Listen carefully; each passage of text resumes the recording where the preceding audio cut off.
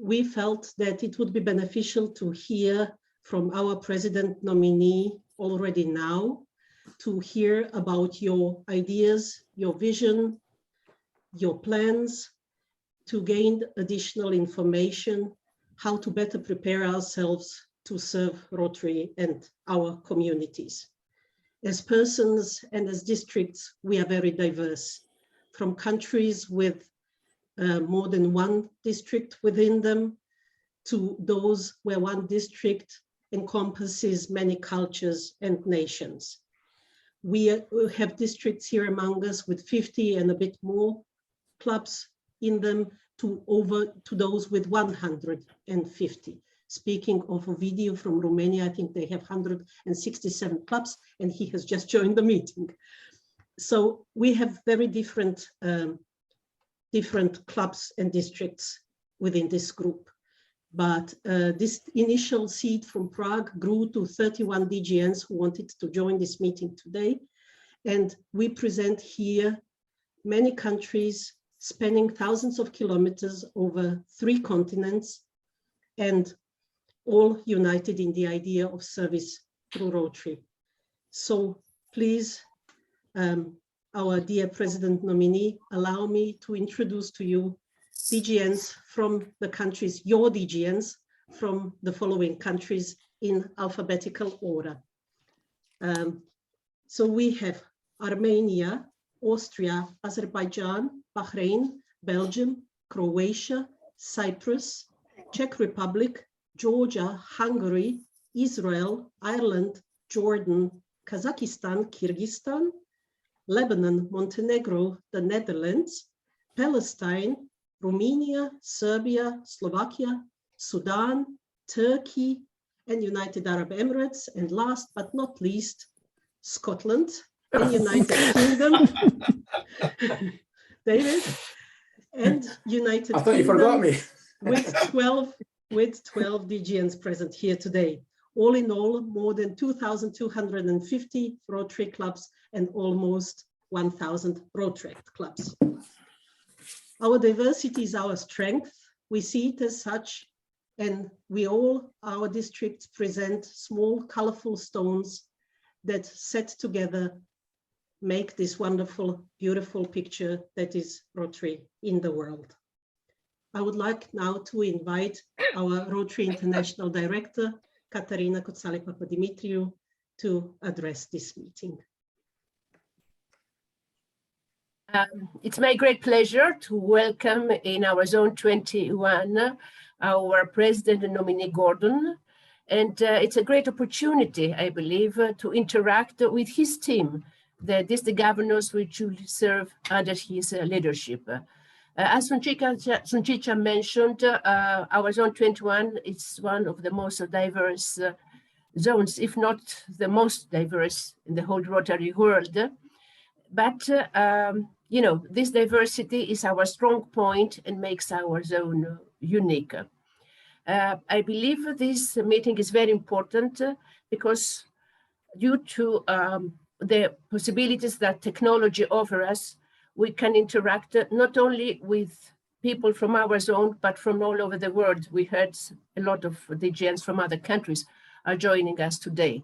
Nevertheless, we hope that next time we'll meet in person and we'll, you know, cherish the wonderful moments like in the past, enjoying fellowship and all the advantages of the in-person meeting, you know, shaking hands, kissing each other, and all these things that we're missing right now. I would like to thank Sunčića for initiating this wonderful event, and we're looking forward to listening to what our President nominee is going to tell us and inspire us for his year that is approaching. I promise that we'll organize a wonderful zone institute somewhere in the northern part of our zone when he's going to be our president. Thank you for coming, and thank you once more for inviting me to address this meeting. Thank you. Thank you very much, Director Katarina. May I now ask our President nominee thank you very much again for taking the time to join us, to talk to us today. And may I just say the floor or the screen is yours. Well, thank you so much, Sinchicha, and thank you everybody for giving me the opportunity to spend some time with you this afternoon, this evening for many of you. It's a great privilege and a great pleasure. And as I look around the screen, I see so many faces that I recognize from the days before COVID, when we could see each other in 3 dimensions instead of just on a small box on a computer screen. And as Katerina said, I long for the day, I think we all long for the day when once again we can do that and when we can greet each other properly. But one of the great things about the Zoom technology and the Zoom platform is that we can have this great opportunity to be together at a stage like this so early in our respective journeys. So it's a great privilege, much though I would rather have seen you face to face. I'm conscious that although we have attendees from 30, I counted 30 different countries today, the meeting is being hosted from Croatia. And I have very many happy memories of times spent in Croatia, or perhaps more accurately at that time it was still Yugoslavia, because I honeymooned there over 40 years ago in the beautiful island of Korčula, which may be known to you. And we also spent some time in Dubrovnik. So I feel as if I know where we are at least being hosted from. And it gives me great pleasure to bring everybody the warmest of greetings from Scotland and from the Rotary Club of South Queensferry, which as at least one of the group will know, because I see that we have the DGN from 12:30 here, is just outside the capital city of Edinburgh. When I was invited to join you this evening, it was suggested that I talk about my vision for Rotary, and I'm very happy to do that. But at this stage, could I apologise to anyone who may have been following me around the world on a virtual basis over the past few weeks, and who may have already heard me say something about my vision for Rotary. It won't surprise you to know that my vision for Rotary does not change from week to week or from meeting to meeting. So some of what you may hear over the next few minutes, you may have heard before. I sincerely hope I don't contradict myself compared to previous talks, but I'm sure you'll be the first to point it out to me if I do. In truth, my vision for Rotary is relatively simple in that I want to see us grow and continue to change and to innovate, to transform and to improve, to reflect the times in which we live, and to better serve the needs of those who both desire and deserve our help, especially at this pivotal time as we navigate through and out of the current global pandemic. And make no mistake, we are still very much in the grip of that pandemic, especially with the recent news of Omicron, the new variant of concern. There can be no argument we live in challenging times. And I hope you don't think I'm exaggerating if I say things might never be the same again. But you know, that might not be a bad thing. I'm a great believer in looking for positives in any negative. And there are a great many positives coming out of the current challenging and what I have heard people describe as a negative situation. Positives like the opportunity we've been given to take stock and reevaluate our priorities within our own lives and within the societies in which we live. Positives like the opportunity we've been given to take stock and reevaluate the way we operate in Rotary at every level, from club through district to zone and on to Rotary International. We've heard the phrase build back better a great deal during the current crisis. It's become one of the most popular sound bites of the past year or two. But it's also important that we don't just build back better, but that we build forward better as well. And so, as we find ourselves approaching the end of what by any measure has been a crisis. You, me, all of us must take this opportunity to take Rotary forward into what people are calling the new normal. But we need to do it now, and we need to do it before the opportunity passes. We're changing faster than ever at the moment in terms of embracing new technology and embracing new ways of thinking. And I think we've probably seen the sort of changes that would have taken place anyway over the next 5 to 10 years take place over the last 20 months or so. This pandemic has given us a unique opportunity to draw a line in the sand and review our entire method of operating. And I believe that as we navigate through it, there is much to be learned as to regards our future. Some of the most exciting things about Rotary at the moment are the opportunities that come as far as the way we operate at club level. We now have so much more flexibility. I know that last year, after moving to the online platform, my Rotary Club held a monthly conversation which featured people like RI President Shekhar Mehta, RI President-elect Jennifer Jones, and immediate past President Holger Knacht. We had up to 250 people attending from as many as 20 different countries. People connected, they shared challenges, and they supported each other through some hard times. And in many cases, clubs in different countries who came together in that forum have joined together to carry out collaborative projects. It was a great use of the technology we had and a great way to embrace the challenges of the pandemic.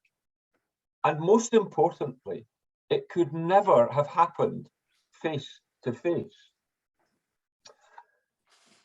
I know that at the moment, there will be a great base to work from as far as membership is concerned, because membership is the lifeblood of our organisation. And as a result of the success of President Shekhar Mehta's Each One Get One campaign this year, there's going to be a great responsibility in subsequent years to retain the membership that we gain. And so I look forward in 2023-24 to each one keeping one, but I'm going to need your help to do that. I also would like to encourage the use of the flexibility now available to allow existing clubs to operate in a way that suits them now and in the future, but also to encourage the establishing of new style Rotary clubs. Because we're fortunate that we now have so much opportunity to embrace new club models that don't need to be bound by style of meeting or by geography or by suitability of a venue. These new club models allow us to engage with a whole different audience, an audience that maybe doesn't want to meet every single week, an audience that maybe doesn't want to have a meal, an audience that maybe wants to champion one specific cause instead of a range of causes, an audience that maybe doesn't want to meet face to face at all, but would rather meet in a manner which suits them, an audience whose demographic may be younger than many of us on this call. These people have every bit as much a social conscience as any one of us, and they're every bit as anxious to make a difference in the world. Having joined Rotary at the age of 26 and having served as district governor at 39 and subsequently on the RI board of directors at 49, I believe I can speak from personal experience to that younger demographic as regards the benefits of Rotary membership. And they are many, far too many to enumerate here. But we mustn't focus solely on the young. There are many others, possibly slightly older, who have adequate time and savings and a desire to do good. And the flexibility that I mentioned earlier means we can appeal equally well to them as well. So my vision is that clubs, groups, call them what you will, exist everywhere in a style to suit everyone who has a desire to be part of Rotary and to help us do good in the world. I'm pleased that Rotary has finally formally recognised the importance of diversity, equity and inclusion. And our emphasis on this subject will do us good and definitely help us in further promoting ourselves as a place where all can be welcome and all can be valued. By attracting a truly diverse membership, we will enhance our reputation on the world stage, and we will increase our ability to do impactful service projects, which after all is one of the reasons we exist. And things are getting better as regards diversity. Last year, we set a goal of women being 30% of our membership and 30% of our leadership by 2023. And we're making steady progress to that goal. At present, 26% of club presidents are women, 22% of district governors are women, 47% of the board of directors are women. And as we all know, next July the 1st, we will welcome our first woman president in the shape of Jennifer Jones from Canada. This is well overdue, and we're happy to be making progress. But still, we see women representing only 24% of Rotary's membership worldwide, and that needs to change. I believe we can learn a lot as far as diversity, equity and inclusion is concerned from our Rotaractor members of Rotary, because in Rotaract, every facet of our community is already represented. Rotaract membership worldwide has 51% women. Now, interestingly, Rotaract doesn't talk about women Rotaractors. And I think that's a very significant point, as it shows that in Rotaract, there is already true gender equality. And so I long for the day when we can stop talking about women Rotarians as if they are a second-class membership, because that will be the day when Rotary too has true gender equality. So we've got more work to do, not only to elevate women in Rotary, but every bit as importantly, to elevate other underrepresented voices as well. But we will do so. I honestly believe we will do so. If membership is our lifeblood, then our foundation is our bedrock. And I'd like to turn now to another element of my vision for Rotary and say something about our own charity, the Rotary Foundation. With Africa joining the continents that are polio-free, and with supporting the environment being added as an area of focus, our reputation, our ability, and the opportunity to do more and more service has grown substantially. And this requires a strong foundation. It saddens me that around 2/3 of Rotarians make no personal contribution to the foundation at all, especially at a time when the demands on it are increasing. Past RI President Ravi Ravindran from Sri Lanka, a man for whom I have the utmost regard, recently tweeted, "Not everyone has the resource to make a large contribution, but every Rotarian has the ability to make some contribution to our foundation." And I'm inclined to agree. Therefore, as RI President, I hope to support the Rotary Foundation, not only to increase giving overall, but also to persuade each Rotarian to contribute something to what is, after all, their foundation, and in doing so, gain true ownership of it. During my 37 years in Rotary, I've seen the innovation and changes we've made with my own eyes. I've seen what works, and arguably more importantly, I've seen what does not work. and I believe that insight is invaluable. One thing that I believe very strongly in is the concept of continuity. I've always been a great advocate of continuity in Rotary. I've tried to practice that at every level of Rotary leadership, be it at club, district, or zone level. I believe strongly in the concept of Rotary's years, plural, where there's a seamless transition between leaders, rather than the concept of my year, singular, where one individual takes us in one direction, only for other individuals to take us in other directions in subsequent years, and then after a number of years, we end up back where we started.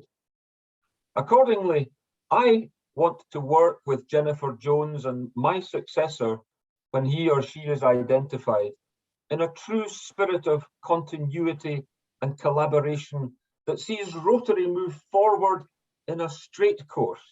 And I would commend that spirit of continuity to everybody on this call. All of us in Rotary can be very proud of our heritage and where we've come from. But please remember, we have to capitalize on the amazing opportunity we have right now to take a greater leap and move forward even faster. Faster into a world where we must remain willing and brave enough to continue to change and remain relevant. Change can be daunting, but it can also be exciting and energizing, and it can also be essential. If you might allow me to change directions slightly, we do spend a lot of time and expend a lot of energy talking about how Rotary should operate, how we should run our meetings, how we might attract and retain new members, how we might form new clubs, how we might increase support for our Rotary Foundation. In the time remaining to me, I would also like to say something about the why, because I think it's important we never lose sight of why Rotary exists. It exists to help people live a better life. It exists to try and make the world a better place. To borrow the motto from the Rotary Foundation, it exists to do good in the world. But what good do we actually do? And that, of course, is not always the easiest question to answer. I would suggest that at the most basic level, the good Rotary does is that, to borrow an annual theme from my good friend, past President Ian Risley from Australia, it makes a difference. It makes a difference for the future. And by making a difference, I honestly believe that we can go a long way into making major inroads into strife and help create a more peaceful and a more loving world. Over the past few years, I've seen with my own eyes hundreds of examples of how Rotary makes a difference, how Rotary brings peace, how Rotary creates love. And I know many of you have too. But perhaps it's worth reflecting on just a few of these examples just now. I've walked alongside people forced to walk miles for water, which is both polluted and diseased, because there's no water pump in their village. These people will drink clean water or not, depending on Rotary. I've sat beside children in remote villages in South Africa, reading school books as the evening light faded, and I've seen the joy on their faces as the solar lights we provided came on to give them light to continue studying. These children will be educated or not, depending on Rotary. I've seen young children living on rubbish tips in South America, scrambling for what they might sell or eat. They will remain there and die or not, depending on Rotary. And only 3 short years ago, I watched people in rural Kenya prepared to walk miles on their own to a dental clinic in a remote village because Rotary had promised to stop their pain. They were going to suffer or not, depending on Rotary. And these are just 4 examples of countless others I could give you of where Rotary, where each and every one of you do good by making a difference. And in so doing, create hope for a more peaceful world, create hope for a more caring world, hope for a more loving world, hope for a kinder world. And so I would suggest to make a difference provides the ideal answer to the question, why does Rotary exist? My friends, and I do hope I'm not being too presumptuous in using that phrase, as I draw these remarks to a close, can I remind you that as far back as 1966, the US Senator, the late Robert Kennedy, delivered a speech that included the words, "We live in interesting times." Well, there's absolutely no doubt that 55 years later, we all live in interesting times, very interesting times.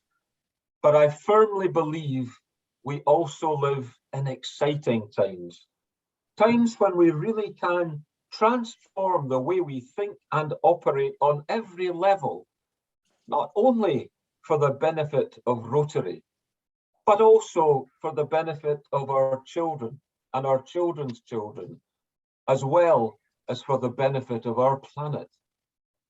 Ending poverty, creating peace and protecting the planet depends on change and wide-scale transformation made at the personal, community and societal levels throughout the whole world. Rotary International is ready to embrace change and transform. I am ready to embrace change and transform, and I hope you all are too. Thank you so much once again for giving me this opportunity to meet and speak with you. I wish each of you every success during the years ahead. We are all embarking on an exciting journey together, and I look forward to working alongside you. Each and every one of you is a credit to the badge you wear, and I am proud to belong to the same organization as you. Thank you so much.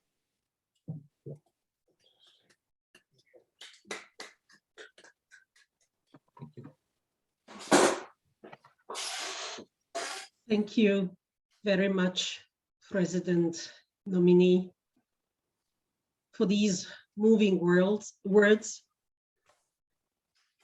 I fully agree that we live in interesting times and that it's up to us to see them as a curse or as an opportunity. It's up to us what we make out of them. Thank you for giving us your vision and inspiring us for the future ahead. After this round of virtual applause, I'm sure that many of us already have ideas what they would like to achieve in our year as district governors. But we have the unique opportunity within this small group to also ask you a few questions. So, dear friends, if anyone would like to ask our President Nominee a question, please go ahead.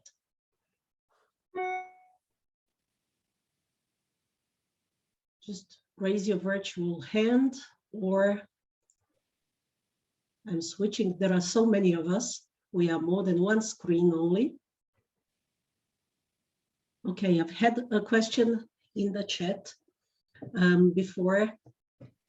Do you have a favorite area of focus that you feel more passionate about? I do feel very passionate about the environment.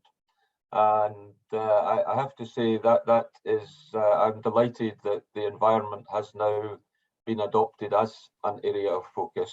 I also have a special interest in child and in maternal health.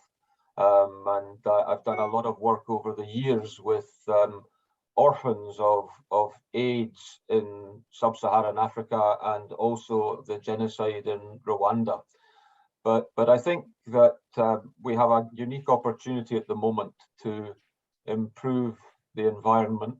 We as an organization will not solve all the problems of the environment, but we will have an opportunity to address many issues, and I hope that we will take the opportunity now provided by it being an area of focus to do so.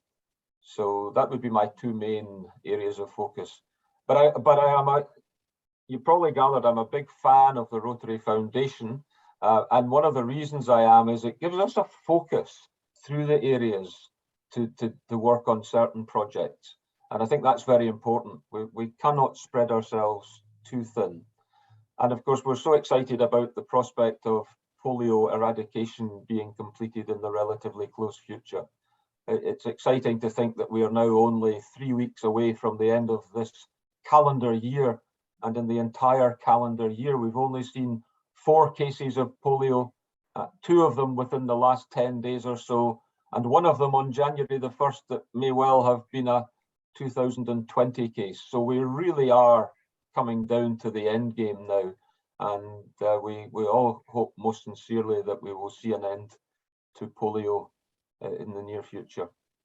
So thank you. Thank you very much. I see that Bashar has raised his hands. Bashar, please go ahead. Yeah, thank you.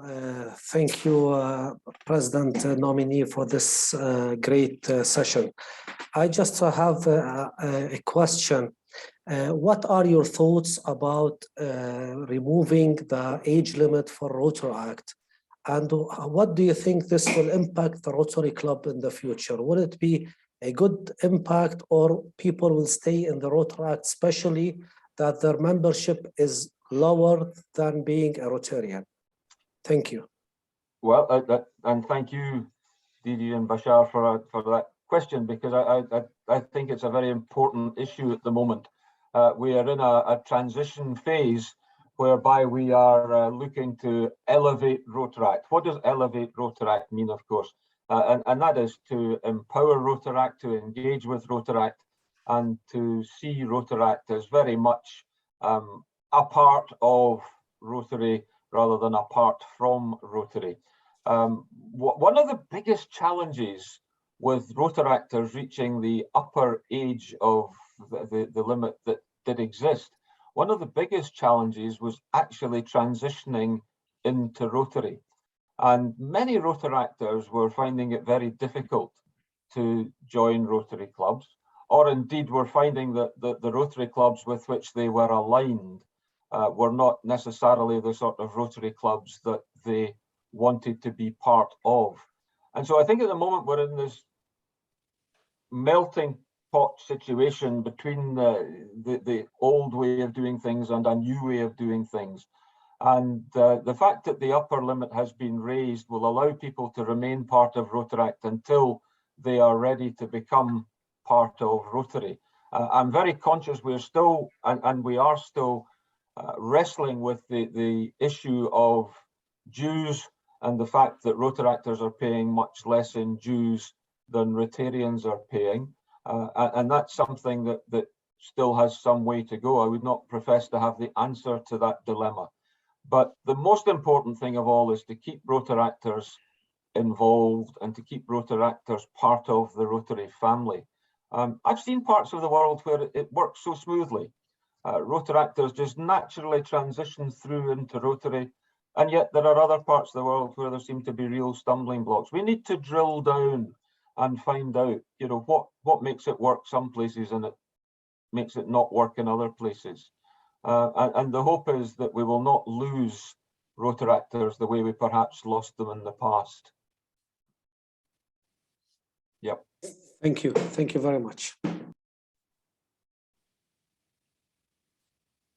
Maybe your question, Bashar, stems from the fact that some of us here were kicked out of Rotary when we turned 30, right? Yeah, that's why I asked that question. I was kicked out also. I know, Well, I know. I have to declare an interest in that. My very first exposure to the Rotary family was also through Rotaract. But unfortunately, the Rotaract club that I became a part of when I was only about 23, it folded, and that's why I joined the Rotary Club at 26.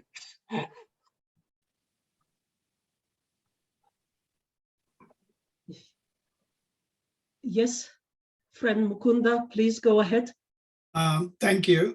Gordon, question to you. We have already met. You have come to my club and we are very, very grateful to you. But a sort of a root question, which is linked with membership.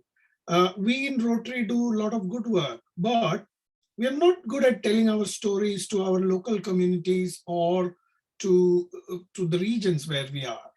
And I feel until we get the real Rotary story out, what Rotary is doing locally and internationally, how can we appeal people to come to our fold? So the question to you is, how can you or Rotary International at a much higher level help promote the image of Rotary in, I don't know what different ways, media, televisions or something? We are really trying at local levels, but it is not easy to get it in the local press or televisions. So I think some real push needs to be done there because so much of good work is done, but people are not aware of it. Well, and Mukunda, you're absolutely right, and this is an issue and a question. If I had been sitting here 10 or 15 years ago, it's probably a question that would have been asked. You know, why don't we get better publicity, and why don't we get our name out there, and why don't we publicize Rotary better? There's no better way to publicize Rotary than at the club level in the local community, and that is the best way to publicize Rotary. Rotary International have a very strong communications team who work very hard at publicizing the organization and spreading the word of the organization. And in fact, as Katarina will know, this very year, President Shaker is very anxious to promote Rotary in high places. He wants to see Rotary elevated to have a voice and to be listened to in high places. My concern is that although I can't give you specific figures, my concern is that to try and advertise, for example, Rotary through television media would cost a fortune. And I would much rather see us spending money on vaccinating children against polio than I would on taking a 30-second primetime television advert to promote the organization. But you're absolutely right. We have to raise awareness to encourage new members. And I've said before, it's the difference between selling Rotary and people wanting to buy Rotary. If people are made more aware of what Rotary does and what Rotary stands for, then they will come to us and they will want to buy into Rotary.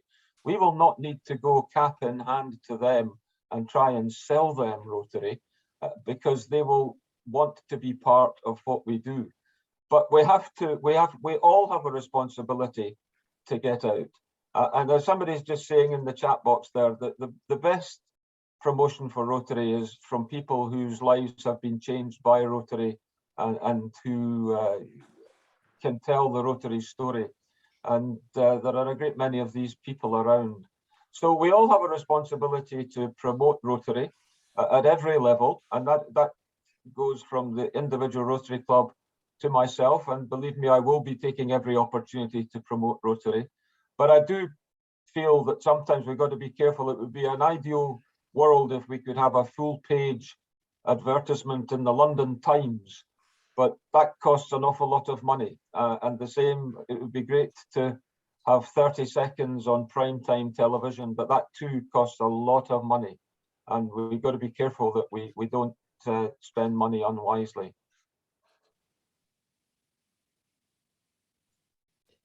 Ida, DGN from Izmir, Turkey.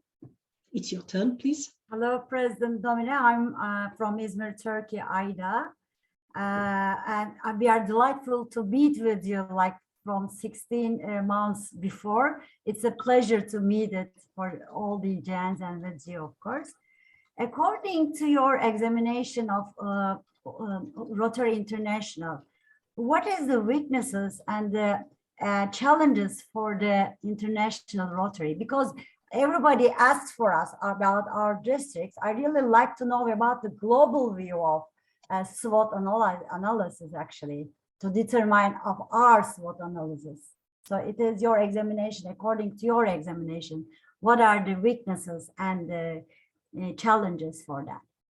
Well, I think one of the biggest challenges we have is on membership. And I know that this is something you hear year after year after year. I'm concerned that we have enough members to do the service. It's not about having a certain number of members, but it's having enough members to do the service, because for every member you get two hands, one pair of hands. And if we can have more members, we can do more service. One of the things that I've found relatively recently, and it really concerns me, is the fact that in the 10 years between 2009 and 2019, 1.3 million people joined Rotary. 1.3 million people joined.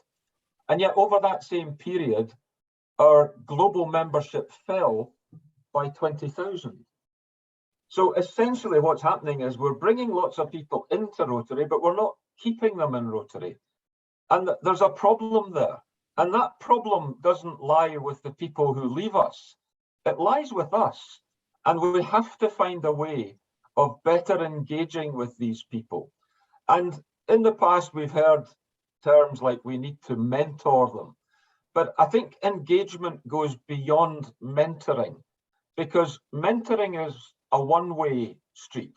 Mentoring is where we tell people about Rotary and we explain things to people. But engagement is where we actually listen from people and listen to the new members. And I think one of the most important things when people are brought into a club is that we listen to them. We listen to what they would like to get out of Rotary. We listen to what they can bring to Rotary, because that's the way that we will keep them. We have far too long and for far too many years been so worried about getting more and more members in. And as soon as the new member comes into a Rotary club, he or she is left while we go looking for the next new member. I've said just recently, I've said that it's a bit like gardening. If you plant a tree or a bush in your garden, you don't ignore that tree or bush or plant and then go and plant a second one. You nurture it. And that's what we need to do with our new members. We need to nurture them. And so we need to engage with them. And so that is probably, coming back to your original question, Ida, it's probably the biggest challenge we have is membership. But it's not down just to a numbers game. It's to have the people there to do the hands-on service. And of course, the other challenge that we have, although there are only 4 cases of polio left this year, the other challenge we have is to finish that job. We've been doing it, in all honesty, we've been doing it for far too long now. We need to get it finished. We made a promise nearly 35 years ago to the children of the world that we would eliminate the world of polio. And we have to get that job done. And that has to remain a big focus. We talk about, people often ask about the next corporate project. I don't want to think about the next corporate project until we get this one done and finished and out the way. And let's get it done as soon as possible. So thank you for the question. And I think we are ready for the last question of today. Vincent, DGN from the Netherlands, please go ahead. Thank you. Good evening, Gordon. Nice to meet you this way. I'm Vincent from Amsterdam. A question for you personally, actually. When you've had your RIP year later, your Rotary International President a year later, what could you have changed? I would like, by the time I have been president, by the time we have all been district governors, I would like the world to have a different view of Rotary. I think that the perception of Rotary is not what Rotary really is. And I think if you go out to the general public and ask them for their perception of Rotary, it's very different to that which we all believe it to be. And I would like, by the end of June 2024, for the public to have a different perception of what Rotary is all about, because I believe going beyond that in itself would encourage more people to be part of us. We need to dispel the myth that we are all stuffy, grey-haired old people.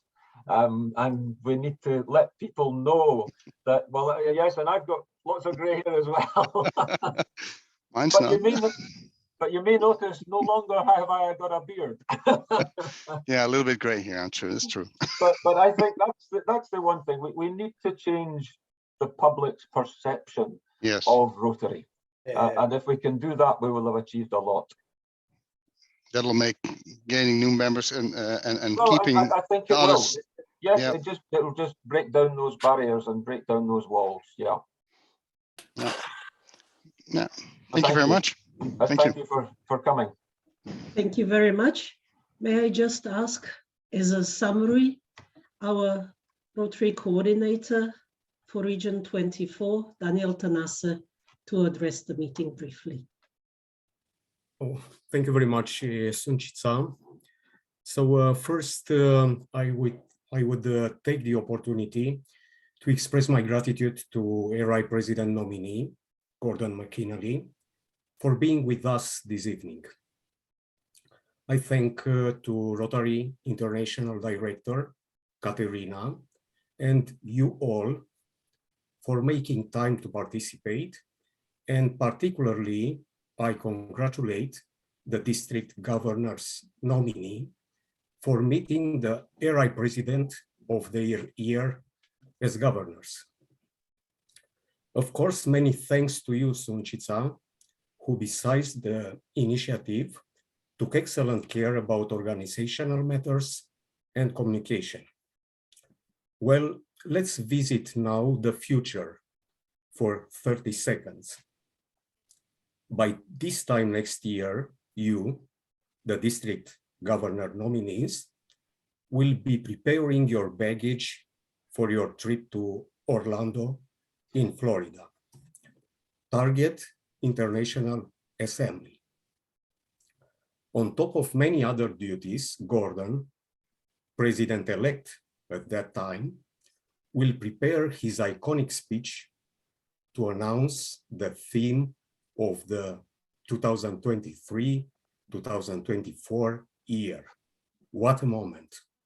How amazing and enlightening that event that you are going to share together will be. But let's not rush, dear district governors, nominees. Come back in the present. Hard work is in front of you all in the next 12 months. And the essence of your work is planning. This is why I prize the meeting that you, the DGNs, had with RI President nominee Gordon McInally. You had the opportunity to know more about his thoughts and vision, and that will make you able to better shape the strategies and plan your year. There were many valuable ideas, but there is one that I liked very much. Just in the beginning, President nominee Gordon said, reflect the time that we live. So this might be, how can I say, central point of your strategies, because there are many challenges. You asked about some, and you get answers. In every district, the context is different. So you are the ones that will have to adapt the strategies and make plans in your districts to achieve the goals. But this is the line that we all could follow. We have to reflect the times that we live. So thank you very much, RI President Nominee Gordon McInally, for your inspiring words. And I address the best wishes of success to our district governor nominees. You are our future leaders, and you are expected to bring leadership to a new level in Rotary. Thank you. Back to you, Sunčica.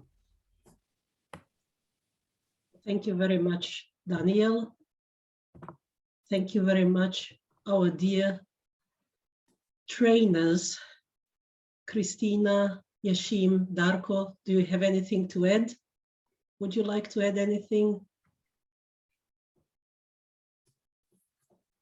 We've been blessed and privileged to discuss many things with you during our GNTS, and I believe the best is yet to come. And I see Christina has raised her hand. Go ahead, please.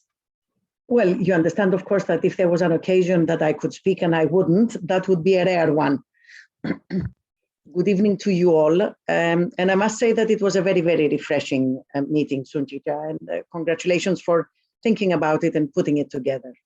I could not agree more with my friend Daniel, who just addressed us and just spoke to us. I see in Prague, what we saw was a group of district governor nominees who will bring President nominee Gordon's year to a different level, a much, much higher level, to distinguish what level. So I would like to wish you all great success, starting with your leader and thanking him for the insights into his year. Let's hope we're looking into better days in Rotary and better days in the world. So go ahead, move forth and serve. Thank you. Thank you very much, Christina. Yashim, would you like to add something? Well, good evening, President Nominee Gordon, and you are very lucky as well because you have a great group of DGNs coming along from this part of the world. It was an honor and privilege to be one of their trainers in Prague for GNTS, and I'm really very happy to see your thoughts about membership not just being numbers, but more projects and hands for those projects. That's what we really have to look for, and we really have to engage those people. That was some of the topics that we were discussing during the GNTS. So I just want to make an advertisement. The next year's guests will be in the wonderful, beautiful, sunny Limassol in Cyprus. So looking all forward to seeing you there. Thank you very much, Christina.